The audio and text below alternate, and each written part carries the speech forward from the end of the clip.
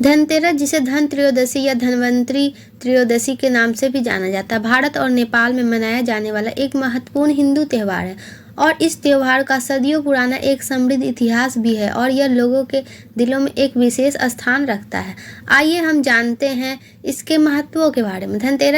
धनतेरस का इतिहास प्राचीन हिंदू धर्म ग्रंथों और पौराणिक कथाओं में खोजा जा सकता है। धनतेरस नाम स्वयं दो शब्दों से मिलकर धन, जिसका अर्थ धन है, और तेरस, जो कि चंद्र पखवाड़े के 13 दिनों को दर्शाता है। यह कार्तिक महीने के अंधेरे पखवाड़े के 13 दिन मनाया जाता है और आमतौर पर अक्टूबर या नवंबर में पड़ता है।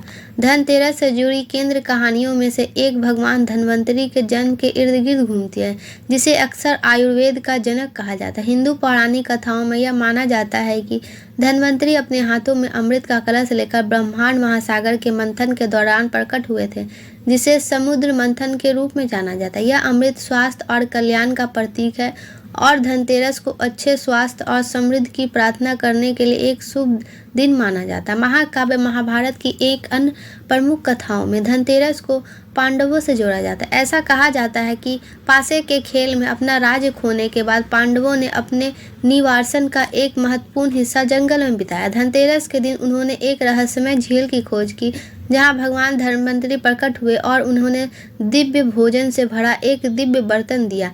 इस बर्तन ने पूरे निवासन के दौरान उनका भरण पोषण किया। इसकी खोज के दिन को धनतेरस के रूप में जाना जाता है। पांडवों की कहानी और धनतेरस के साथ उनका जुड़ाव आशा और नवीनीकरण के दिन के रूप में त्यौहार के महत्व को रेखांकित करता है। यह दर्शाता है कि प्रतिकूल परिस्थितियों में भी व्यक्ति अप्रत्याशित आशीर्वादों और भरण पोषण पाकर रह सकता है। धनतेरस वह दिन है जब लोग पारंपरिक रूप से सोना, चांदी या अन्य कीमती धातुएं खरीदते हैं। ऐसा माना जाता है कि इस शुभ दिन पर इन धातुओं को खरीदने से घर में सौभाग्य और समृद्धि आती है। बाजार सुंदर आभूषणों, बर्तनों, सिक्कों से सजे हुए हैं और लोग अपने धनतेरस उत्सव के हिस्से के रूप में इन वस्तुओं चांदी खरीदने की प्रथा परंपरा से आगे निकल गई और समकालीन भारत में एक आर्थिक घटना बन गई। यह पर्याप्त निवेश करने के लिए एक अनुकूल दिन माना जाता और ज्वेलरी और सराफा बाजार इस बिक्री में वृद्धि का उत्सुकता से इंतजार रखते हैं।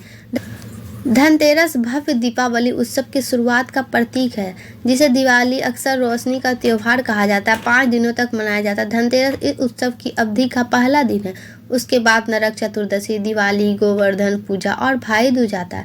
धनतेरस विस्तृत दिवाली समारोह के लिए मंच तैयार करता है, जिसमें घरों और सड़कों को मिट्टी के दियों और रंगीन रंगोलियों से सजाया जाता है। दिवाली के त्यौहार और साथ ही कई और भी कहानियां जुड़ी है और त्योहारों के प्रत्येक दिन का अपना अनूठा महत्व। धनतेरस प्रारंभिक चिंगारी के रूप में कार्य करता है, जो 5 दिवसीय उत्सव को प्रज्वलित करता है। धनतेरस पर बुरी आत्माओं को दूर रखने और घर में सकारात्मक ऊर्जा लाने के लिए तेल के दीपक या दिए जलाने की प्रथा है। माना जाता है कि इन दियों की हल्की चमक समृद्धि और खुशहाली को आमंत्रित करती है।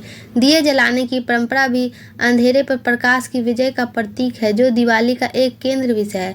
दीपक जलाने के अलावा लोगों के लिए अपने घरों के प्रवेश द्वार पर जटिल रंगोली बनाना आम बात है। रंगोली एक कला रूप है जहां जमीन या फर्श पर अक्सर रंगीन पाउडर, फूलों की पंखुड़ी या चावलों का उपयोग करके रंगीन डिजाइन और पैटर्न बना।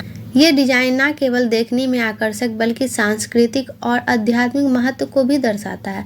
रंगोली पैटर्न अलग अलग क्षेत्रों में अलग अलग होते हैं और प्रत्येक डिजाइन का अपना अनूठा प्रतिपादक होता है। धनतेरस को भारत के विभिन्न हिस्सों में विविधता के साथ मनाया जाता है, जिससे त्योहार की संस्कृति विविधता बढ़ जाती है। भारत